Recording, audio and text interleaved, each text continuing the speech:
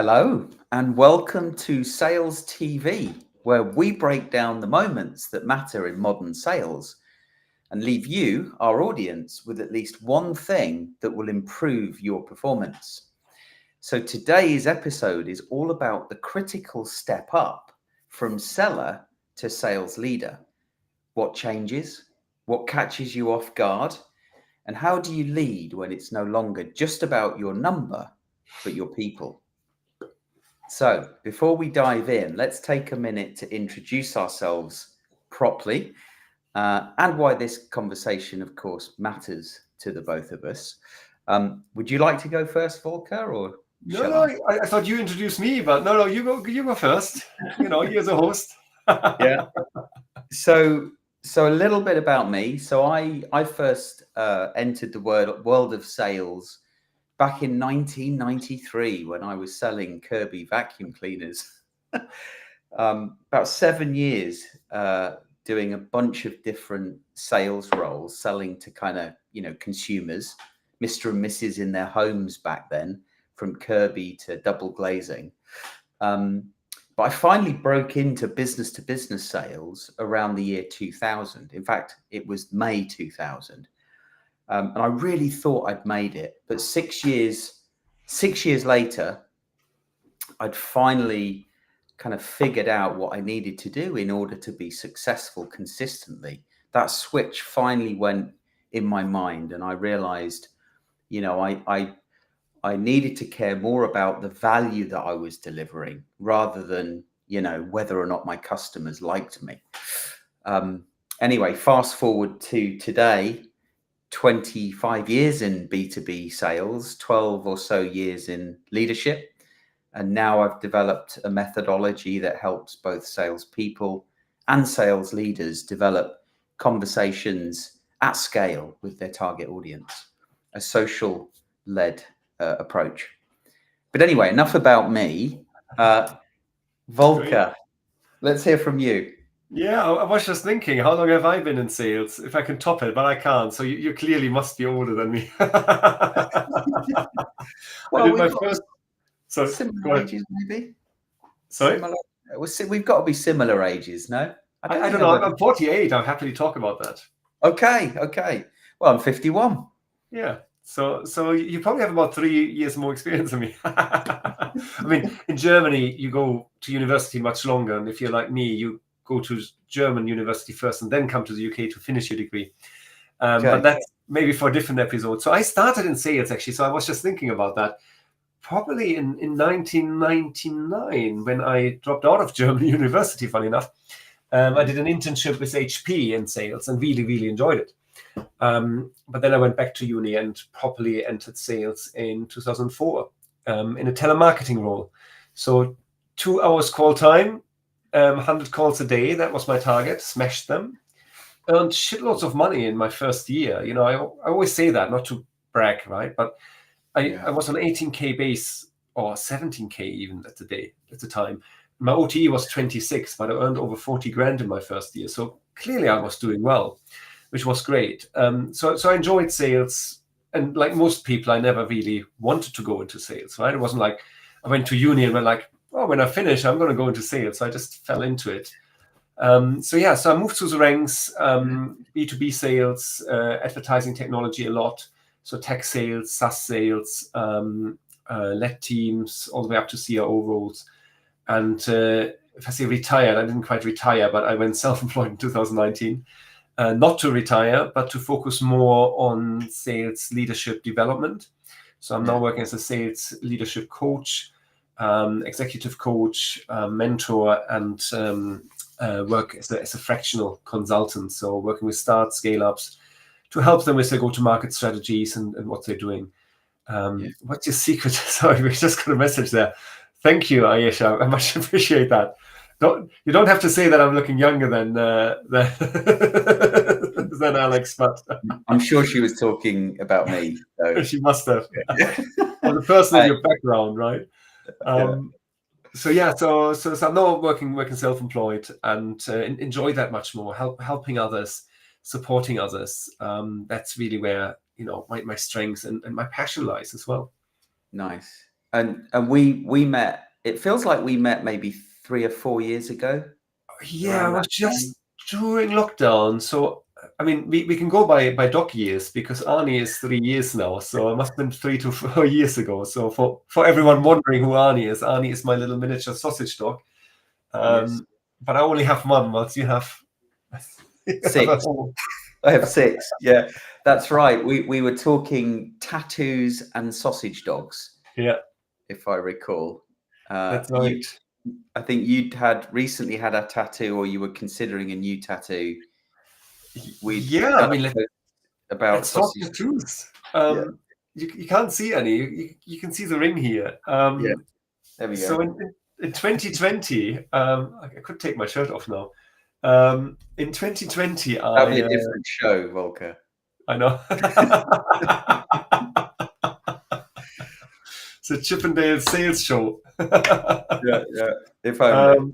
Yeah, in 2020, I got my first tattoo. So I never had a tattoo until lockdown hit. So it was literally the first week of lockdown when I went like, I always wanted to get a tattoo, and I want to get a tattoo that says "fall down 7 times, get up 8," which is a Japanese proverb. Yeah, And nice. lo and behold, in June 2020, I think it was, I got my first tattoo on my lower arm.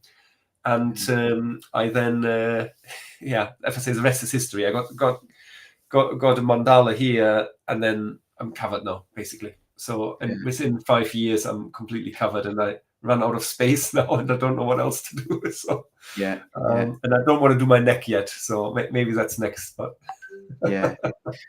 I do love that. So your first tattoo was fall down 7 times, get up 8 times. yeah, Yeah. like never Isn't it? giving up. Yeah, yeah. I didn't have that tattoo, but it's Yeah, funny. I had a tattoo when I was 17, yeah, and one, and it hurt so much. I told myself, whatever you do, never yeah. forget this pain. Never, ever, ever, ever, ever have another tattoo. Anyway, Where in was my your first 40s, tattoo that it hurt so much? yeah, Can you say? it was on my back. I just Okay. can't stand my back. And so when I was 40, then I had my first sleeve, Yeah, and a little bit like you, there's a story behind the tattoos, and I was yeah, planning it for quite a few years, and it fall down 7 times, get up 8 implies you've been through some stuff over the years. yeah. Yeah, Absolutely. But it was also, it was a little bit like, it was my mantra in COVID, right? yeah, Because I just went self-employed in the summer of 2019, so it was all about, building my own business, right? Getting things off the ground. And then come COVID, because I worked as a consultant, I was the first one out, right? I literally didn't have any income for a few months. yeah, So I'm like, you can either go like, solid, I go back to full-time roles. And to be honest, I had some interviews as well. And people went like, why are you applying for these roles, Volker? You're overqualified. I said, I know, but I think that's what I should be doing. And one of the guys who interviewed me, I don't know if he's listening, but he went like, Volker, don't, just carry on. The world will be normal, and and you just have to believe, right? And obviously that's what I do a lot with my coaching clients now as well. So taking my yeah, own medicine, but yeah, it's just always carries on. And I just started pedaling harder, and off we went. yeah. Um, Nice. great. Whoever said great to see you again, Volker. Good to see you too. Unfortunately, I can't see who it is, so it just says LinkedIn user. But good to see you again as well. Yeah. Yeah, drop your name in as well. Yeah, Hopefully all the chats are coming through. yeah, So yeah, before we get into the crux of the conversation yeah. today, I learned a fun fact about you before we went live. Oh I dear, which one? well, not that you had long hair, but actually that you were in the Navy. I never Yeah, knew that, and I didn't yeah, realize in Germany it was compulsory, yeah. even at our age. Yeah, so I think I don't know when it did stop. So obviously, my generation still had to do 10 months, which was quite short in comparison. So if I compare to my dad's generation, so he was in the Air Force. I want to say late 60s. So he had to do, I think, 18 months. Yeah, Um, whilst I only had to do 10 months. It's not compulsory anymore, although like any other country at the moment in this given climate is thinking about reintroducing it. But yeah, I was saying, it's been a while, but it's it helps you, it shapes you, right? We talked before we went live. Obviously, we talked about what does it do to leadership? What did you learn? I also recently saw a reel on Instagram I was talking about, because they showed the old beds and the old cupboards that I used to have, and they showed an ashtray, and they go like, oh, you used to be able to smoke in the what do you call it, barracks, yeah. Whilst nowadays you're not allowed to smoke anymore. You have really comfy beds and proper locks on your cupboards. So that was different, right? But so that's another 10 months of my life, right? And another 10 months of experience. Yeah, nice. So this is who LinkedIn user is. Tamuras, has been a while. Yeah. Anyway, right. So the format for today, we've got a series of questions that we've created that we think you as the audience will like, whether you're thinking about stepping into sales leadership or whether you've stepped into sales leadership and you're perhaps going through working through some challenges to kind of find that place where you're performing, your team's performing. But even though we've prepared a few questions for ourselves, please, we encourage questions from the audience. So just drop any questions you've got in the comments section against the post where you're probably watching this on LinkedIn Live. But without further ado, how do you want to do this, Volker? Should we just ask ourselves the question? Do you want to go in any particular order? We can start with the first question, but we can go in any particular order. I have my cheat sheet here just in case, my preparation sheet. But actually, just this morning, I did a session on LinkedIn Live as well about accidental leadership. And I used the example that a lot of us fall into leadership, right? Without necessarily wanting to or kind of like being prepared. And which is why I really enjoy working with sales leaders, first-time sales leaders for sales coaching, and work through that, right? Because you're coming from a essentially, let's say, small group of people you worked with, and once of a sudden you get promoted. So all your mates, where before you were sitting with them at lunch, you were sitting there and going like, oh yeah, the sales manager is shit, and that is not great, and the company is rubbish. Once of a sudden you're sitting there and going like, I have to manage these people, the people that I was friends with. Can I still be friends with them? And how do I have to react? And then you're taking on this role, and you're like, do I really like it or not? And what I said this morning, anyway, I always wanted to go into management. Actually, an embarrassing fact. See, there are lots of facts that are coming out today. Yeah. My first, not my first, but one of my first jobs I applied to after my undergraduate degree was for management position. And they said, Volker, we want you as an engineer. We want you to work for us. And you can move into management once you get some experience. Yeah. And I'm like, arrogant, ignorant. I'm like, no, I want a management position. I don't want to work as an engineer. So little did I know what it actually means to be a manager then. And no one tells you. And it's still true when you get promoted. No one takes you by the hand and says, as a manager, this is what you have to do. And I literally just had a coaching client yesterday where we discussed that, where he, things like expenses, or what am I allowed to do? How do I best, work with the people I just manage and tell them they can't be promoted? What am I allowed to ask my manager? And one of the first advice I was giving, I was like, talk to your manager and say, can you give me a hand? Can you tell me, clearly I'm a first-time manager because you just promoted me. It doesn't come with 12 months training beforehand, but can you give me feedback, real-time feedback when you see me managing? What am I doing right? What am I doing wrong? Anyway, I talked a lot. What about you? When you were in your first sales leadership role, how did that happen? I think I was quite lucky, really, because I was an individual contributor for 11 years. All And right. the first 6 were in business to business. The first 6 were, I was underperforming. I just couldn't Yeah. find a way to perform. But on that 6th year, it started to click, and so I then enjoyed 5 years of kind of high performance. I was given an opportunity. I was working in the UK at the time. I was given an opportunity to relocate to Australia to Okay. kickstart sales within the business that I was in at the time, who relocated me. But it was quite short-lived, 7 months. We thought it was going to be permanent, but Yeah. for a number of different reasons, one of which my wife's mum wasn't very well, we Right. decided to come back early. And thankfully, my manager had I say thankfully my manager was able to rehire me. Yeah. Now, I've missed out one important piece of information.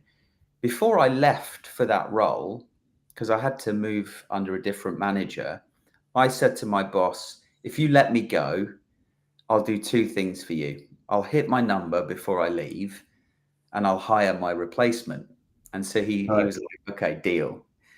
So when I came back sort of after 7 months, this move that was supposed to be permanent, he said, well, first he said, there's no room. We're full. And then secondly, he said, let me see what I can do.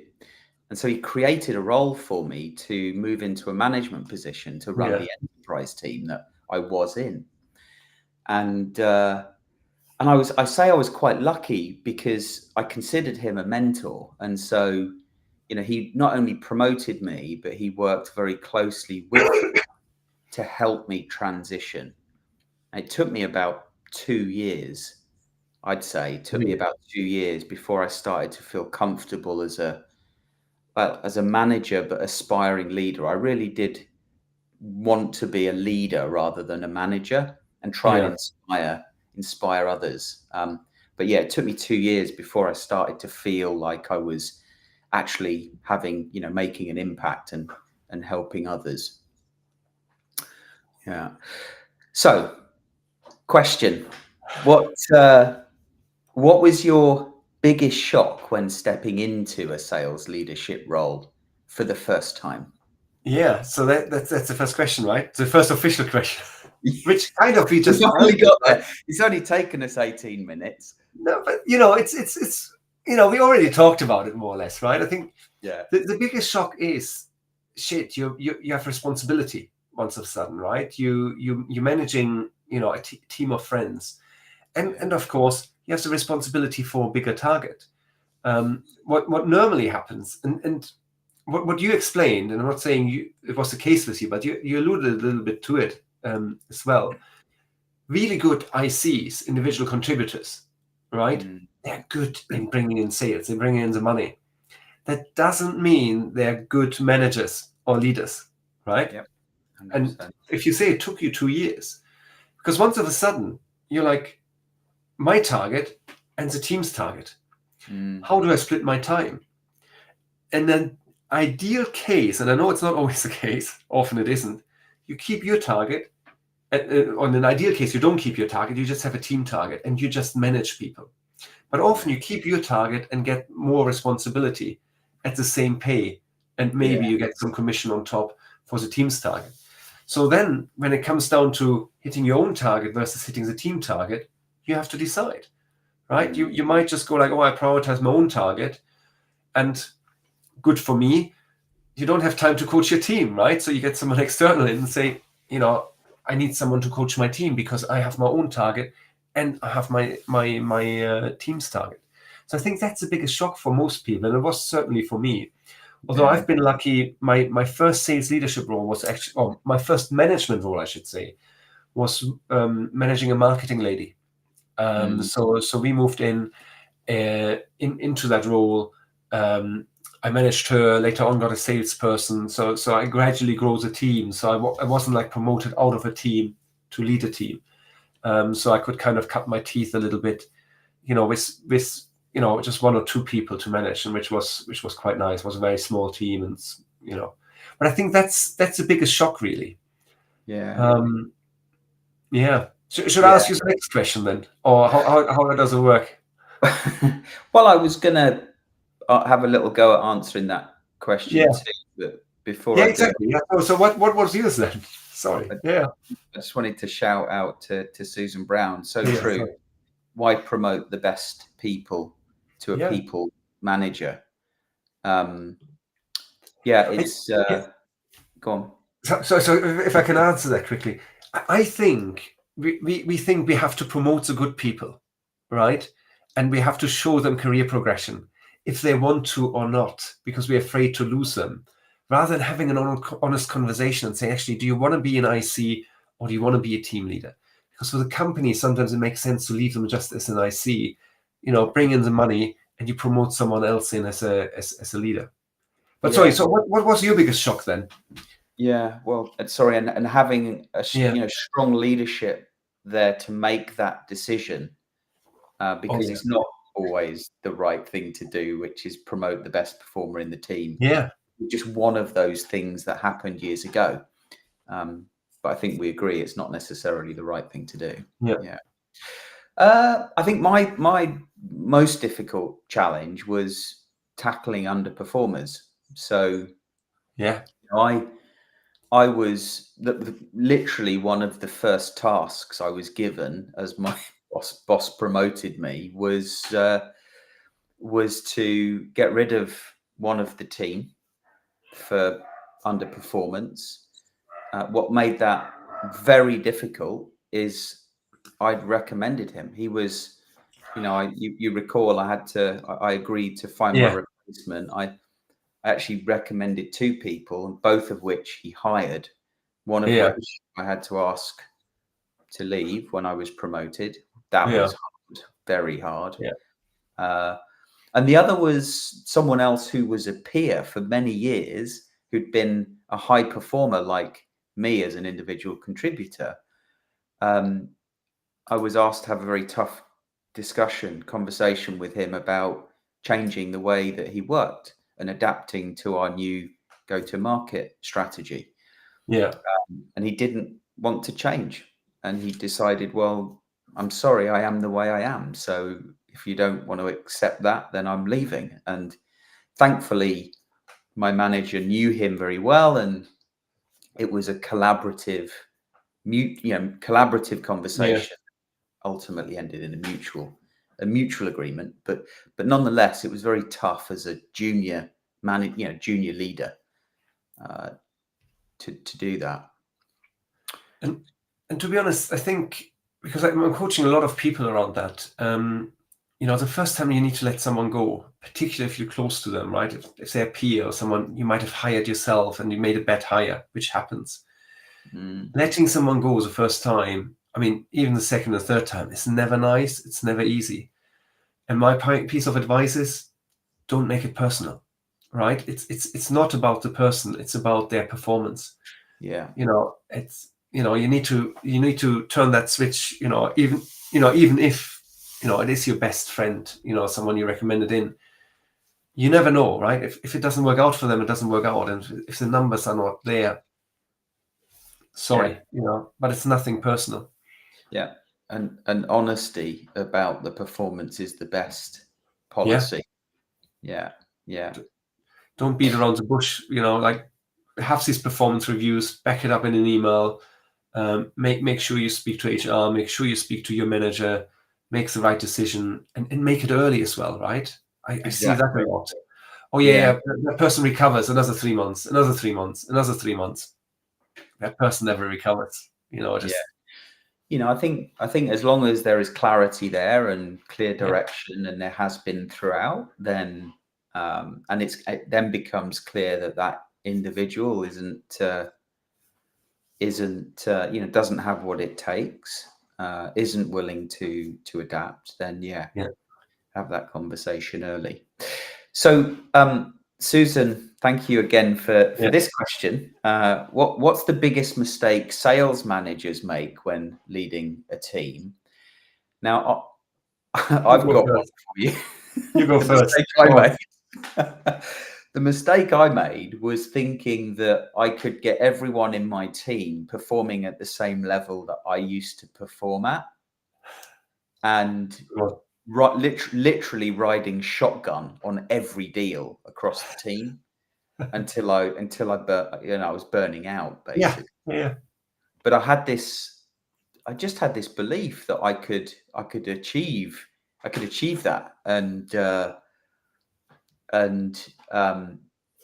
mistakenly believe that, and actually, making that transition from a manager where you're sort of telling someone what to do and how to do it, to becoming more of a leader where you're getting the best out of that individual, inspiring them to be the best they can be, not the best version of me. Yeah. That was quite a tough transition. And I would have said, if I say the same, right? But rescuing. It's a good old, oh yeah, I can do it better than you, right? Jumping in and doing it. One of my favorite examples of leadership roles I had was when I had an analytics team I was looking after. So I had quite a big team, and part of that were analytics guys. If I say PhD and above, right? Like smart people, a lot smarter than me, but commercially totally unaware, which is why they put me in that role to manage their managers, and then obviously they manage the team. So having management of managers is quite kind of like the next step up. And that experience was really, really interesting, and I really enjoyed it because I'll give you a simple example. So my Excel skills are okay, but then someone walks in and goes like, why don't you do a pivot table, Volker? And I'm like, oh, what's a pivot table? and starts taking my Excel sheet, literally apart and puts it back together. And I'm like, this is quite cool. And being able to deal with that as well, right? When you have a team that outperforms you, maybe not on leadership or management, but they're subject matter experts, and working with those people is I found it super rewarding. Because very smart, very clever, they pick things up, but they're also different to manage than salespeople, for instance, right? Salespeople is sometimes more clear cut because we can look at targets and numbers, right? Yeah, indeed. What about any leadership habits or rituals or things that you did that you could rely on that perhaps had a big impact? Leadership ritual that I can rely on. I can't see that on my cheat sheet. I have to come up with an answer now.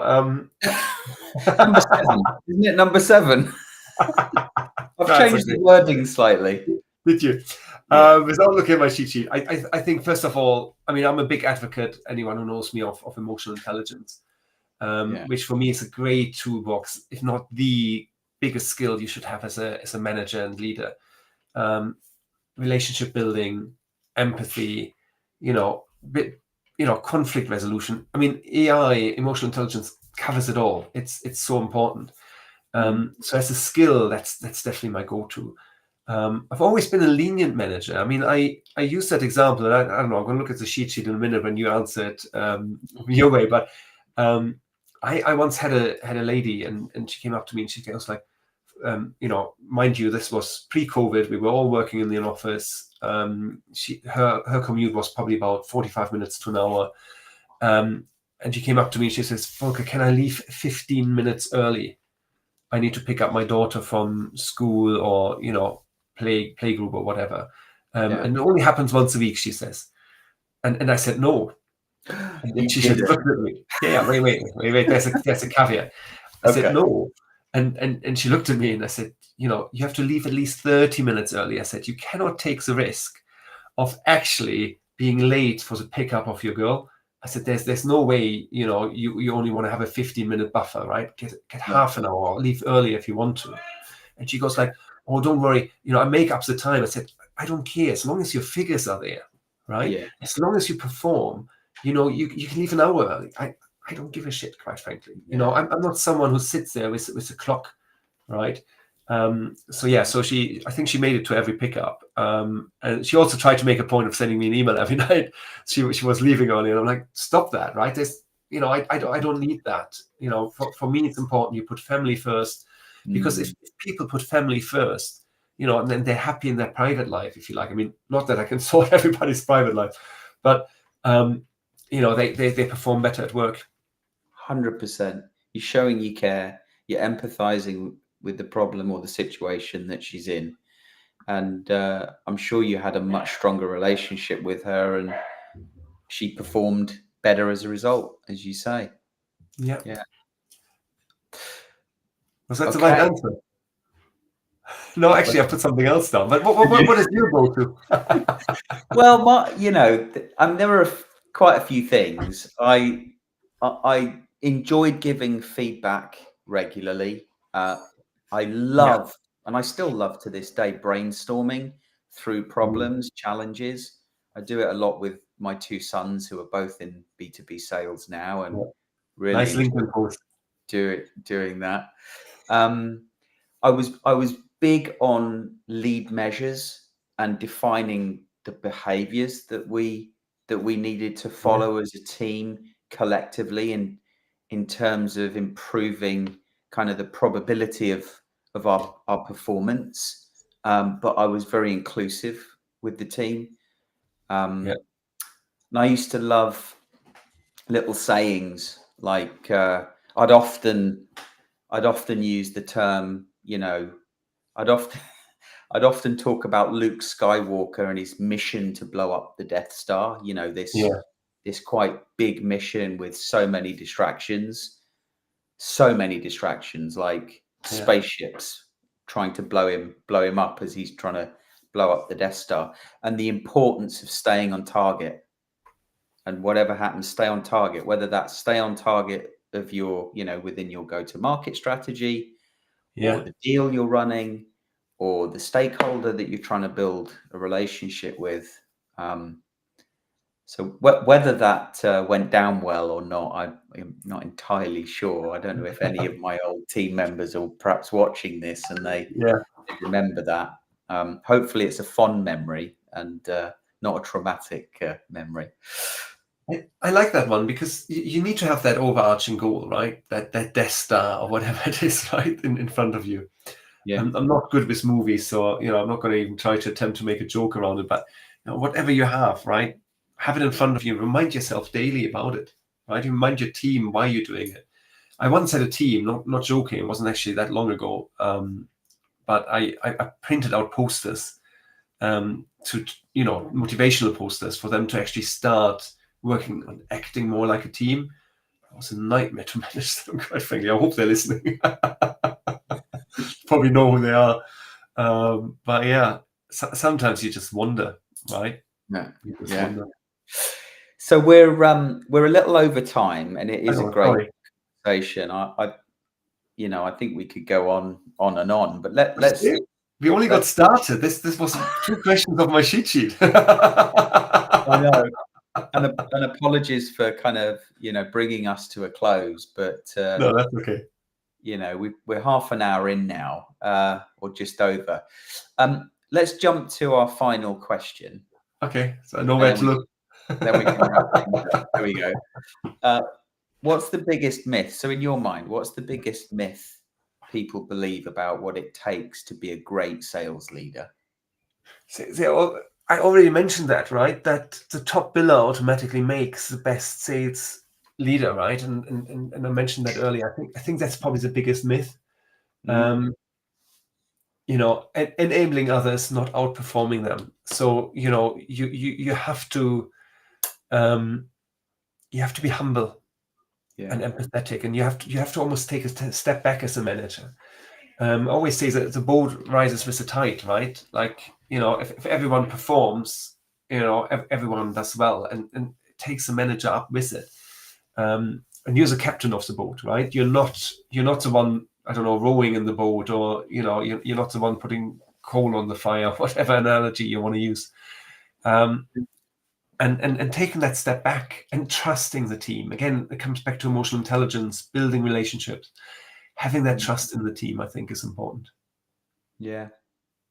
Yeah. It's I had the same. I had the same answer. You know, it's Yeah. you know, you know, the it's not necessarily the right thing to do. Just promote the individual contributor, Yeah. the best individual contributor. It really is about the people more than it is the numbers, because if you take care of the people, the numbers will take Yeah. care of themselves. Yeah. Um, Agree. There's yeah. just a great comment there from Ayesha, hope I pronounced that correctly. Uh, prioritize their own career progression and image. And I see that day in and day out, right? Managers, they go like, oh, Mhm. look how great my team is. And I gave them all the ideas. Yeah. You know what? There's maybe slightly off topic, but if you guys have 16 minutes over Easter, if you haven't watched it yet, Brené Brown on vulnerability as a TED talk, or read her books. I read 2 of her books and she's amazing. So Brené Yeah. Brown, vulnerability, just drop all that bullshit, just be a good leader, praise people in your team. No, none of your managers will go to you and go like, oh, how well have you done? They all know it was a team, right? And Mm. that's okay. That shows that you're a good manager, right? As you said, right? If you lead a good brainstorming session and your team comes up with great ideas, tell Yeah. your manager that it comes from the team, because Yeah. that makes you a good leader. Exactly. You don't have to come up with ideas. Yeah. So yeah, and that's Yeah. maybe one food for thought, because I mentioned that this morning as well. And unfortunately, a lot of companies now cut middle management, right? So, which means you have a target and your team's target, and you have too much to do. You don't just have time to manage, but Mm. we need managers that just have time to manage and develop others. And there are not enough of these Yeah. roles, unfortunately. And unfortunately, they're the first ones that get cut because they don't have a number associated to it, but they have a value associated to it. So anyway, that's a bugbear of mine. So yeah, sorry, I Well, and shut up. there's another topic right there. Yeah, Quantifying the value of leadership. 100%. Cool. So thank you, Aisha. Thank you, Susan. Thank you, LinkedIn users. Thank you, Volker. It's Yeah, been thank a you, wonderful Alex. conversation. It's felt very natural. I know we had a few questions prepared, but Yeah. I do like it when it's more of a conversation like Oh, this yeah. rather than a scripted approach. And hopefully the audience liked it too. Yeah, no, thank you. And then, yeah, I try not to use my cheat sheet, so but I always have it there, right? Because you want to be prepared, but when you pitch, you need to think on the spot. So I hope I did okay. Yeah, you And I hope did. it was useful as well. And if there is anyone out there looking for a sales leader coach like your Yeah. good self, where can they find you? Just look me up on LinkedIn. It's the easiest. Obviously, I have a website called opnatus.us. But yeah, just reach out to me on LinkedIn. Yeah, brilliant. Thank you. Cool. Thank With you. that, have a great week, rest of week, Volker. Enjoy Easter for those celebrating Easter at the weekend. Until Thank you. next time on Sales TV, take care.